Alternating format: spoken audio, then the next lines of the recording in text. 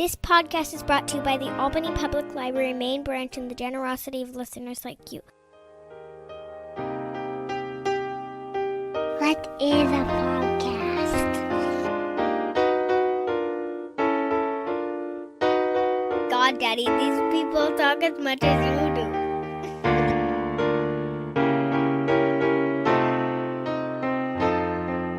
Razib Khan's Unsupervised Learning. Thanks for listening to the ungated version of the Unsupervised Learning podcast. If you want to read some essays on some of these topics, please check out razib.substack.com. Again, that's razib.substack.com. Thank you. Embryos have a 30 to 60% difference in the predisposition to severe diseases. With Orchid, parents can identify their embryo at lowest genetic risk rather than just a random outcome. Our genetic calculator can show the impact of embryo selection.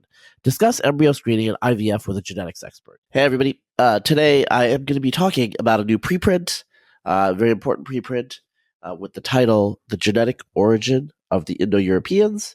It is from David Reich's lab, who's the last author, and Joseph Lazaridis is the first author, but in the supplements it says Lazaridis, Patterson, Anthony, and I think Vyazov contributed pretty equally to it, and also Ron Panahasi presumably helped provide some of the samples. There's a lot of people on the paper. I don't want to leave anyone off, but it's obviously it's a collective work, and I just want to acknowledge that.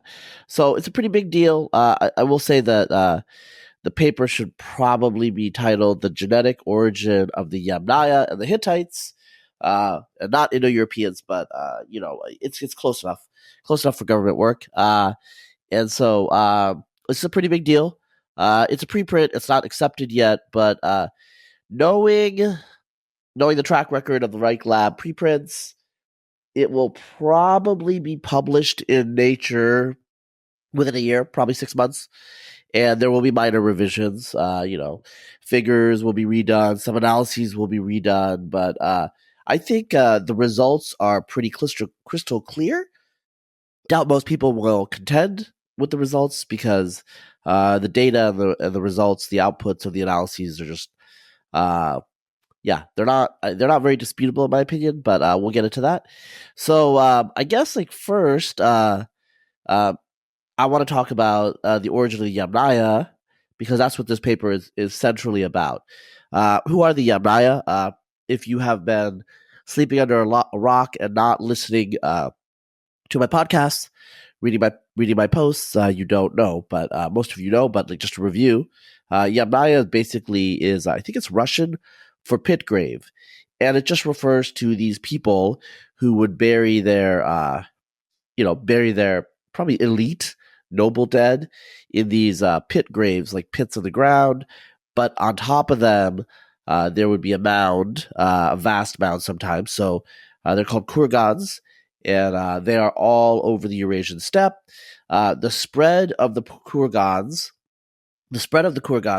into Europe, smaller kurgans, about 5,000 years ago, was hypothesized by Maria Gimbutas, the Lithuanian-American archaeologist who mentored people like David Anthony, J.P. Mallory.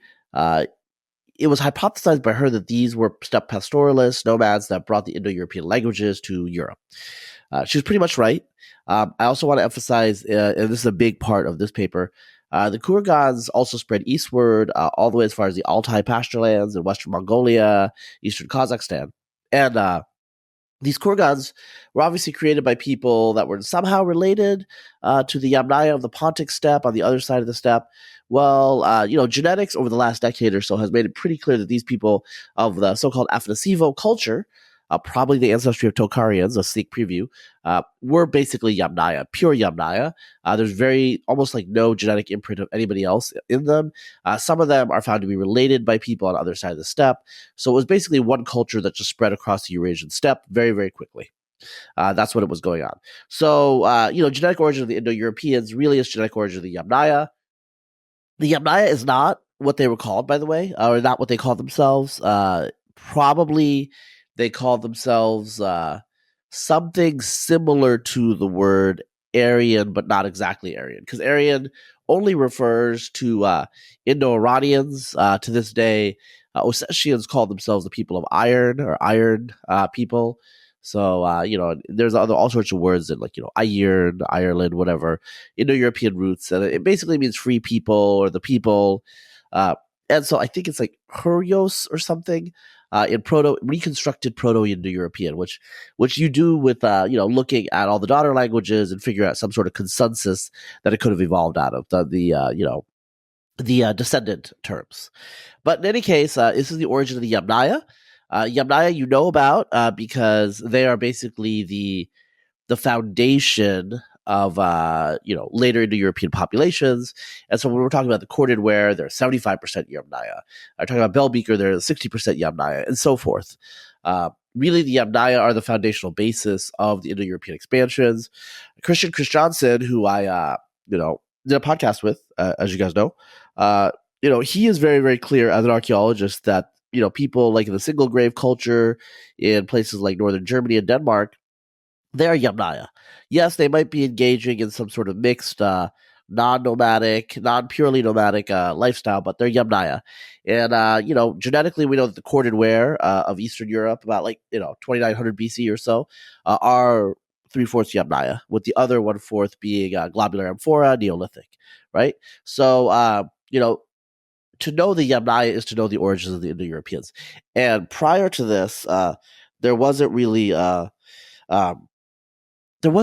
that much,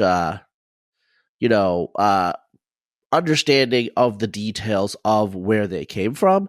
If you listen to my podcast with David Anthony, he hinted at some of the possibilities with the Cavalence people and whatnot, but there just weren't enough data. There weren't enough samples. So I think they got 299 new samples, and they reanalyzed or improved the marker quality, marker yield out of another 61 or something.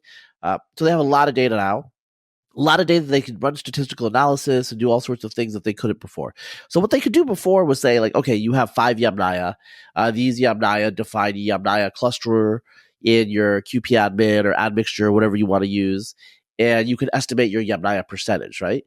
Which is fine, and it shows that the Yamnaya genetic legacy goes from, say, South India all the way to Ireland. It goes in certain parts of the world, like Mongolia, where we didn't realize they were, but it's because they're Iranian people, probably Scythian related people that were in Mongolia really early on. And so they contributed to the Yamnaya ancestry. But you can't really say too much about the population history up and down, the breeding size, all these other things about the Yamnaya without more detailed genomic and genetic resources. Well, they have the more detailed genomic and genetic resources. So there are two things to think about here. They have really, really high quality samples with hundreds of thousands of markers from a lot of Yamnaya. Okay, that's one thing. Yamnaya and also pre-Yamnaya, various other populations. And they have a lot of samples from a lot of these populations. So you have the number, the N in the individuals, and you have the N as the marker set. And these are two things that you definitely need to answer a lot of the questions that we've had before. So I think one thing that you have to, when you read this preprint, understand is they're moving a little away from analyzing in terms of clusters and these reified particular populations, and they talk more about clines. And what does that mean? Well, that basically means that there's genetic variation in the prehistoric step, and these populations are emerging out of this landscape of gradual, graded, continuous variation. So there are 3 clines that they talk about, and in order of importance, in my opinion, I'll just go, there's the Dnieper cline, or Dnepro cline, which is, around the Dnieper River, which is modern central Ukraine. The Volga cline, which obviously is the Volga River going northward into the Urals from the Caspian. And there's the CLV cline. I'm going to call it CLV, but what it is Caucasus Lower Volga. And so it traces the population of the Lower Volga all the way to the Caucasus Mountains. So the Caucasus Mountains are Georgia, Armenia, etc., right? That whole region, part of the northern half of it is something called the Kuban Steppe, which I'm going to talk about a little bit later. Okay, so these are the 3 clines, and the populations that lead to the Yamnaya come out of these clines. And so what are the clines? The Volga cline is very simple, ish, I would say. It's the compound of Eastern hunter-gatherers at the northern end of the cline, and Eastern hunter-gatherers are mostly ancestral North Eurasian, Paleo-Siberian, with a minority of Western hunter-gatherer ancestry that just comes about through their interactions in Eastern Europe with the Western hunter-gatherers of Western Europe. Okay, and so basically what it's showing is there are these foragers that are interacting with other populations lower down towards the Caspian. Those populations in the lower Volga are important. What the authors find is those populations are stemmed from Caucasus hunter-gatherers, and Caucasus hunter-gatherers obviously are from the Caucasus. They're from some samples that were found in the late Pleistocene, early Holocene, and they're a distinct hunter-gatherer population that's different than EHG, Eastern hunter-gatherers, and Western hunter-gatherers. They're distantly related, but they're very distinct. And they are somewhat more similar to peoples like the Iranian farmers, etc., in West Asia, right? What this paper has shown is the Caucasus hunter-gatherer ancestry was spread all along the steppe very early on, before, 5,000 BC, definitely 7,000 years ago or something, I mean, it's a long time ago. So it might be that the very term Caucasus hunter-gatherer is actually a bit of a misnomer insofar as we have these samples from the Caucasus, but just because we have samples from somewhere doesn't mean that's where they're really from, or that's where most of their distribution is. These could just be like the type of hunter-gatherers that are just found between the Black Sea and the Caspian. The Caucasus and West Asia is their southern range, and the lower Volga and the Don River, which is between the Volga and the Dnieper, in eastern Ukraine and like the part of Russia, is there maybe their western boundary. Okay, so Caucasus hunter-gatherer at the south end of the Volga Cline, eastern hunter-gatherer at the north end, and the two populations are admixing. So there's some populations like the Kavalins that they talk about that are like variable admixtures, right? Okay, the Dnieper Cline is pretty simple. It's basically defined by the amount of Ukrainian Neolithic forager you have. Ukrainian Neolithic foragers are basically a population of Western hunter-gatherers that expanded eastward during the Holocene, during the Neolithic in particular, and they absorbed some Eastern hunter-gatherer ancestry. So they're more like Western hunter-gatherers, but they have some Eastern hunter-gatherer. They're not like pure Western hunter-gatherers. But, their predominant ancestry is probably similar to Iron Gates, Balkan hunter-gatherers, that sort of thing. Okay, so these are the indigenous people in the Dnieper River Valley, let's say 7,000 years ago. Well, what happens is at some point, populations from the CLV, the Caucasus Lower Volga populations, show up in the Dnieper River Valley, almost certainly from the east. And the Cline is defined at one end by these Ukrainian Neolithic foragers, and at the other end by the Yamnaya. And so the Yamnaya are about 20% Dnieper forager, and about 80% CLV. And so that's the Dnieper Cline. And the Dnieper Cline basically is just reflecting admixture that happened in the Dnieper River Valley with the expansion of the CLV. Okay? So it's even less about geography than the Volga one. Okay, the last one is the CLV, and this is actually the most important. Really, it's kind of like the Cline of all clines in this paper, because it looks like the ancestors of Indo-Europeans, pre-Indo-Europeans, not proto, but pre, came out of the CLV population. So the CLV populations are defined by pretty much CHG, Caucasus hunter-gatherer admixture, along with a Neolithic West Asian ancestry.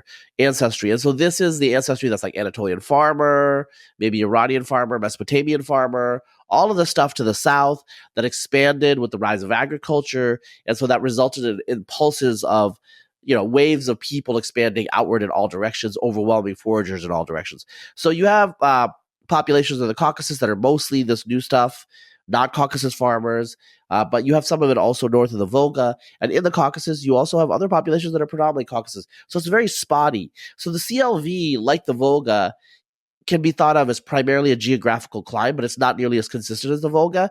What the authors want to emphasize is there's a lot of variation in the CLV, and it was a dynamic process of reciprocal gene flow. There are some populations that you know about, like the Makop population, that look to be at the southern end of the CLV cline.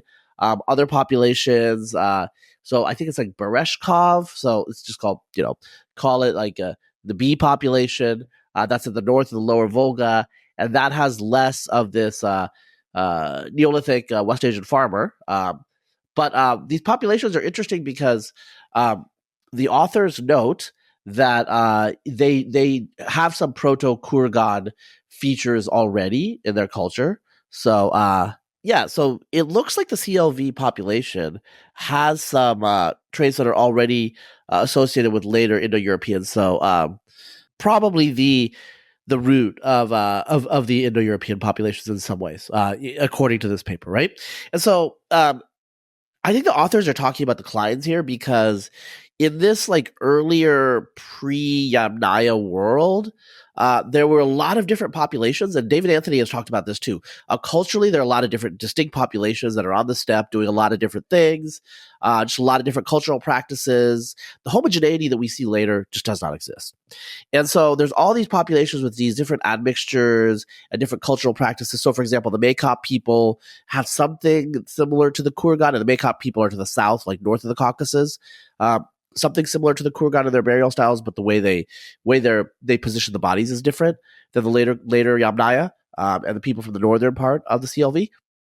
This is like a different demographic cultural landscape in just some basic dynamics. Probably a lot of small tribes, a lot of small localized cultures, and the way the genes are flowing is from intermarriages between neighboring tribes. Probably they're patrilineal. That tends to be the human norm from what we can see, like Neanderthals on down.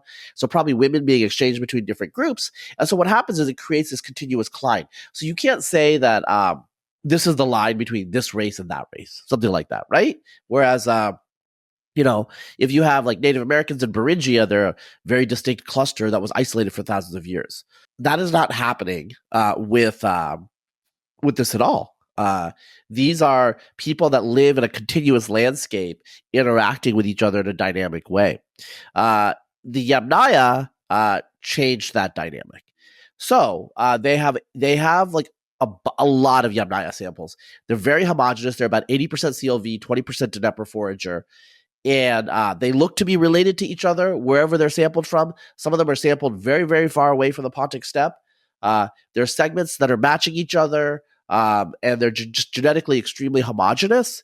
And so they collapsed this geographic isolation by distance dynamic, as you would say in population genetics. So isolation by distance just means that the further you are apart on the map, the more likely you are to be genetically unrelated. Closer you are, the more related you are. And that's just because, genes are flowing continuously and gradually through just like workaday dynamics of this ancient landscape. With the expansion of the Yamnaya, it erased all of the clines. Everything just disappeared. It collapsed everything. All the CLV people, all these other populations were basically swept aside. Some of them were probably assimilated in some level, but I mean, a lot of it, I'm assuming, was pretty violent. And probably, people died. I mean, that's by hook or by crook, whether through violent conflict or through starving them out, through famine, whatnot. But the Yamnaya basically going from Kazakhstan to, towards Hungary, occupied vast swaths of territory very quickly after 3300 BC. And, probably through horse wagons, whatnot, their mobile lifestyle. David Anthony's written about this. We've talked about this.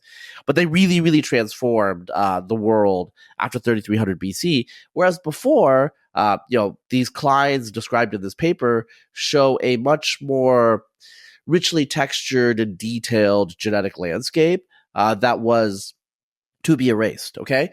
And out of this, we have the situation with these clines and the rise of this massive pulse of the Yamnaya. And so this is the origin of the Indo-Europeans, the origin of the Yamnaya. They can go further back now because they have some of the source populations. So they're very clear they don't have the 80% CLV that's contributing. They have no samples from that exact population, but they have related populations. So it looks like a population from the lower Volga. So therefore, probably from the east. My hypothesis is probably coming out of the Kuban steppe, past the Don, all the way to the Dnepr. Okay, so that's one of the major issues, right? We know that these are the two source populations. Now that we know that there are source populations, they can estimate when the admixture happened. It looks like the admixture happened to create the Yamnaya. Just like, the corded ware happened, we know after 3000 BC. Well, the Yamnaya themselves, 80% CLV, 20% Dnepr, they were created between 4000 and 3500 BC, right? So they're relatively new. They're a new population, ethnic configuration. Prior to that, they did not exist. And they're pretty homogenous. And so they know that they were pretty isolated for a bit because of this homogeneity. And also, you can look at their genomes now and look at the patterns of genetic variation and figure out when the population expanded, when it was small, whatnot. It looks like it really started expanding around 3500 BC, which is right before the big Yamnaya expansion. And so if you look at the figures of the paper, you can see a very, very, very, very sharp kind of like pinch around 3500 BC and a rapid expansion. So I estimated using QPAdmin and stuff like that for worldwide populations that about like 9% of the world's genome can be attributed to the Yamnaya, and that turns out to be like 700 million people, I think. Okay, here's the interesting point here. Using these analyses from the genetics, they estimate that the number of Yamnaya, the breeding Yamnaya, was probably in the thousands. It was probably a few tribes, maybe a single tribe that somehow, expanded all over the steppe really quickly. So it was kind of a demographic explosion. And these people, there's like few thousand people, and like remember, a breeding population is smaller than the total population. But in any case, these few thousand people seem to have contributed really, really a lot to the modern world. Orders of magnitude, many, many orders of magnitude, right? Because in the ancient world, the prehistoric world, they were like a tiny fraction. And now they're a substantial fraction of the world's population from, everywhere, like all over the world, all over Eurasia, right? So another aspect of this paper that's super interesting is they seem to have come pretty close to explaining the origin of the Hittites. So the Hittites, as most of you know, are Indo-European speakers in Anatolia, central Anatolia. They call themselves, most of them were called Nessites. There were several cities. Their primary city was Nessa. Later they moved to Bogaskoy, I think, Hattushas. But in any case, they're Indo-European speaking, but their Indo-European was pretty weird compared to other Indo-European. And so there's always been a hypothesis that they diverged first. And probably it was 7 to 8 years ago, they got some Hittite samples and they couldn't find any Yamnaya steppe ancestry. So that was always a mystery because prior to this, Indo-European populations were always associated with Yamnaya steppe ancestry. And the Hittites did not seem to be. Well, they got a lot more samples from Anatolia, central Anatolia, et cetera, with like big time transects. The mystery is pretty clear now in terms of why the mystery occurred. They don't have Yamnaya steppe ancestry because the Yamnaya themselves were a population that emerged after 4000 BC. It looks like the ancestors of the Hittites of all the Anatolian languages show up in central Anatolia before 4000 BC, between 4000 and 4500, and they are a CLV population. What I mean is they are part of the Caucasus Lower Volga cline, which contributed 80% to the Yamnaya, but they were not Yamnaya themselves. So this supports the idea of the Indo-Anatolian language family as opposed to Indo-European. So in this model, the Yamnaya are Proto-Indo-European and the CLV are Proto-Indo-Anatolian. The landscape, the ethnographic, ethnolinguistic landscape, 6,000 years ago might have been such that there were many, many different Indo-Anatolian dialects and languages between, say, the Dnieper, their western fringe, all the way south around into Anatolia proper. So basically all the way around the Black Sea, an eastern arc as opposed to a southern arc. Okay. So what happened in Anatolia, though, because the authors point out, and this has been noticed by many, all these Anatolian languages, which include Palaic to the north of the Hittites, and Luvian, various Luvian dialects to the south and the west, some of them actually, like Lydian, seem to have lasted almost into the Common Era. So, into the time of, after Jesus Christ was, flourished. Right, but Hittite disappeared after about 1200 BC, after the Bronze Age collapse, which Eric Cline has written about extensively. Luvians survived longer. These languages are probably the languages that were dominant among the Hittite states, the Neo-Hittite states of Syria that are mentioned in the Bible, and various other these languages in coastal Asia Minor down to the time of the Greeks were Anatolian. So these Anatolian languages probably arrived around 4000 BC or a little earlier, just as the Yamnaya were about to be created through this new ethnogenesis of the Dnieper. And they probably came through the Caucasus because there is no evidence of Balkan, Neolithic ancestry in them. So the most likely route is they come through the Caucasus, through modern-day Armenia, that area. But why don't they exist in that region in the historical period? Because non-Indo-European people like the Kafka in northeastern Anatolia, Urartians, all these other populations were dominant in eastern Anatolia during the time of the Hittites. The authors propose that the Kura-Axis population civilization, which is kind of around Lake Van and whatnot, arose during the Bronze Age and split and created a wedge between the Indo-Anatolian languages north of the Caucasus and those in Anatolia. And so, as you guys know, probably Caucasus has different language families. Armenian is Indo-European, but Kartvelian, Georgian, is not. And there's other languages like Circassian and whatnot. All these like weird, diverse languages in these mountains. And so that's why it was always weird that Indo-European could be from this area. But what these authors are proposing is Indo-Anatolian had its ups and downs. And before the Yamnaya, it was probably before the Yamnaya expansion, it might have been kind of on a downswing, perhaps, resulting in the fragmentation.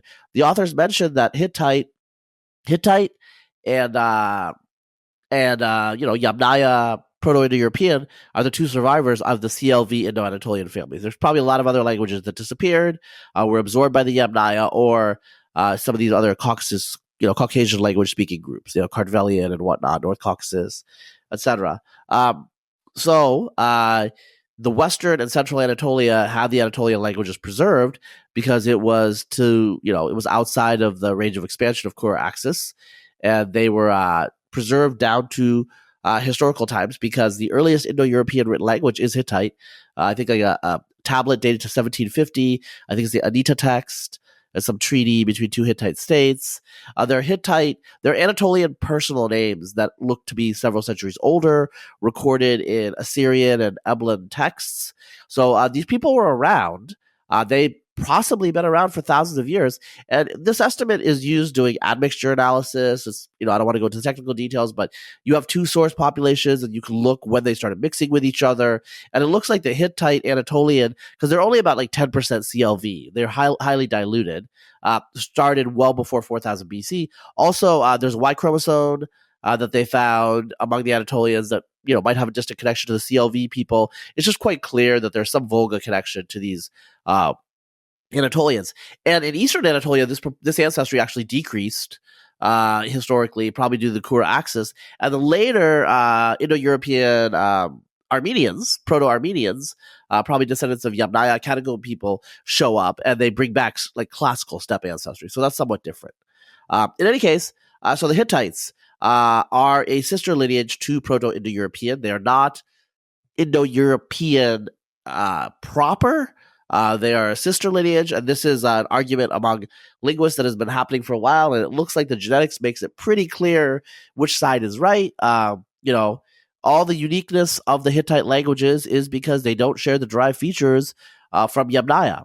All the other populations that we know that are Indo-European or Indo-Anatolian are Yamnaya. So first, there's the Tokharians. Let's go through each one. Tokharians, they went extinct, around 800, 900 AD with the rise of the Uyghurs.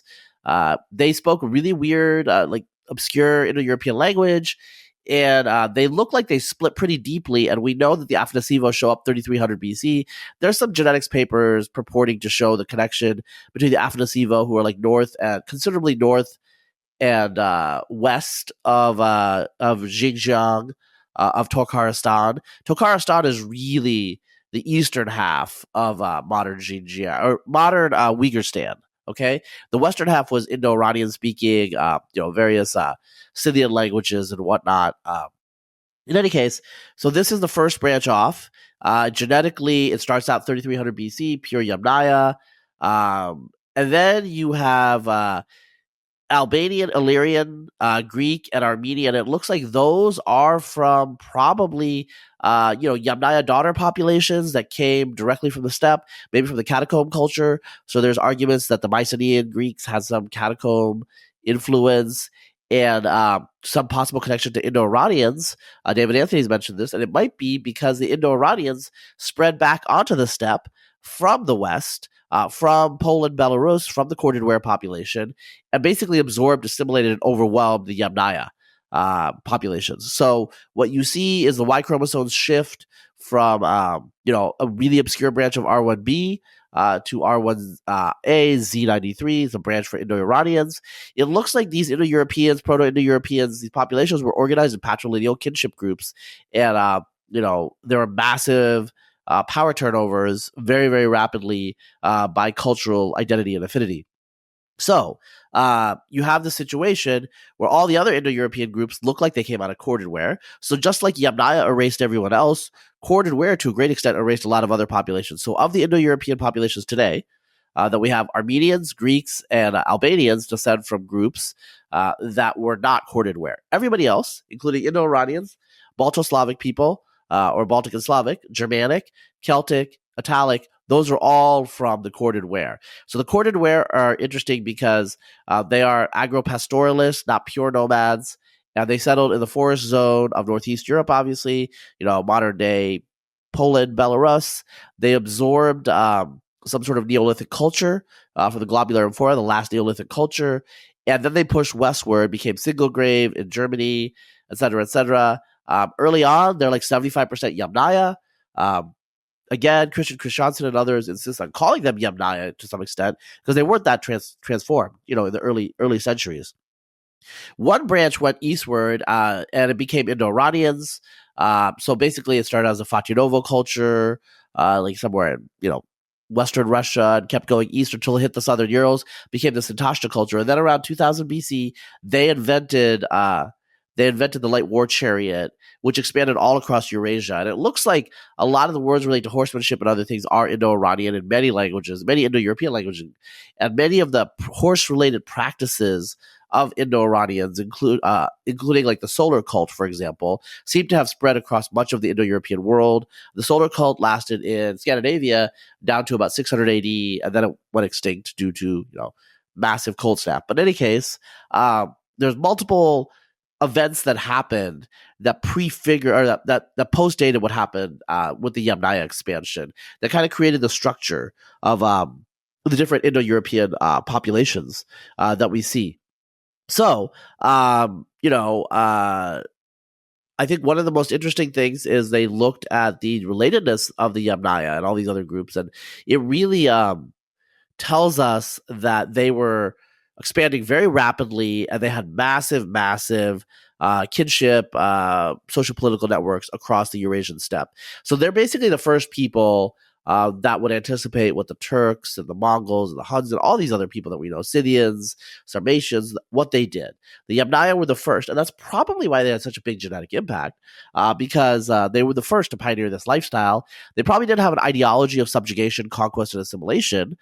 They probably looked at it as pure animal competition, probably exterminated their neighbors or drove them off the land because they were there to graze their herds, and everything else was not super relevant. In terms of like what happened, I think we need to think about Europeans with their guns, the Mongols with their cavalry. Some populations, some groups, some cultural units explode just out of nowhere really rapidly.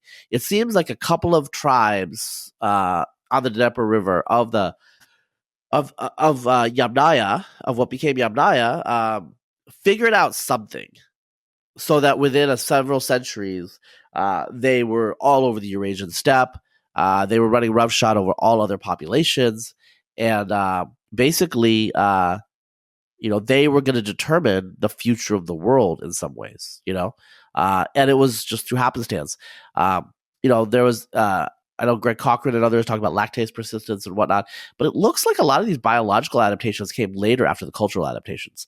So what it seems like to me is that culture actually has biology on the leash in this way. It's driving biology. It's lactase persistence. We know the plague looks like there's some types of plagues that look like they have expanded on the Yamnaya expansion. Christian Christiansen believes that that's really instrumental and critical in explaining their dominance in Europe. We also know that multiple sclerosis and cystic fibrosis both come out of the Yamnaya. Probably it has to do with zoonotic diseases. COVID could have been zoonotic. There's all sorts of arguments about that. But the whole point is there's a lot of zoonotic diseases that come from animals. They spread to humans and they cause havoc. And the Yamnaya probably experienced it first, but once you experience it, you develop some sort of immunity and also like just biological adaptations. That gives you a superpower in relation to other people. And you can, ask the Native Americans all about that, right? Yamnaya might have done this first. And so, they got lucky in some ways, but once you get lucky in a certain direction, certain things are deterministic. It might have been inevitable after they figured out nomadism first. It could have been something, some sort of new religion or some cultural, practice that was different. We don't know all the details. Like, that's more for cultural evolutionists to actually create a model to understand how these sorts of genetic patterns are coming about. So, basically, J.P. Mallory's book, In Search of the Indo-Europeans, we found them. Proto-Indo-Europeans, we found them. There's still more details to like tease them apart. I will say that, I don't know how to say this, but, admixture is part and parcel of human existence, and the Yamnaya are definitely part of that. Like, all these different groups came together in the center of, west center of Eurasia to give rise to the Yamnaya. And then they seem to have developed some cultural innovations that allowed them to go from a few thousand to, today. Like I said, if you line them up, there's 700 million segments from the Yamnaya in human populations. Almost everybody, the vast majority of people listening have a little bit of Yamnaya. Like, even Northern Chinese have Yamnaya. African Americans obviously have Yamnaya. Even non-Indo-European speaking peoples have a lot of Yamnaya ancestry, and this is just due to kind of like some sort of cultural coincidence, because there are other groups related to them all around them that were erased. All the clines collapsed and disappeared with the rise of the Yamnaya. There had to be a new equilibrium. Anyway, read the preprint. It's pretty readable. There's a lot of good stuff in there. The figures are clear. This will be, I'm 99% sure this will be in Nature soon, so you won't have to wait that long to see the final version. The supplements are also pretty good. They're long as usual, and it shows you the technical methods that they're using to estimate various things. Like admixture, and also the different models of ancestry that they come up with. Because we have so much data now that you can't just kind of ad hoc go around manually testing things. You need to actually write loops that test all the different combinations. Sometimes, obviously, those of you who have experience with phylogenetics know that you cannot exhaustively explore the whole sample space of models, right? And so sometimes you have to figure out shortcuts to figure out which models are potentially the best. I think they're converging on the truth. They're converging on reality. And it's really incredible where we are today in terms of what we understand and what we can do. And I'm pretty excited about it. And I hope you guys are too. Genetic origin of the Indo-Europeans. I think the jigsaw puzzle is 90% complete. I don't think there's that much left to do. I think we know a lot of it now. And this is so much further than we were 10 years ago. That was 2014. It was before the two big papers on Indo-Europeans and the STEP came out. And, now we're just dotting the I's. So thank you for your time. And I will talk to you guys next week. Even if you and your partner are healthy, there's still a chance your child can develop a serious genetic disease. This is because every embryo has new changes not present in either parent. Most of the time, these are benign, but sometimes they can be catastrophic. Orchid's whole genome embryo reports directly screen the embryo and analyze these de novo genetic mutations. Discuss embryo screening in IVF with a genetics expert.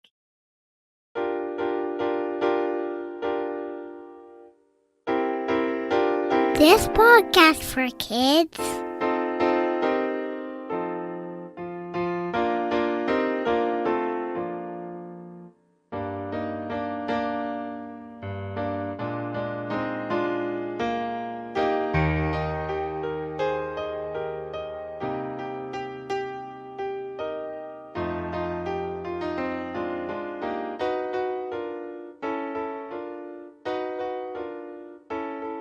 This is my favorite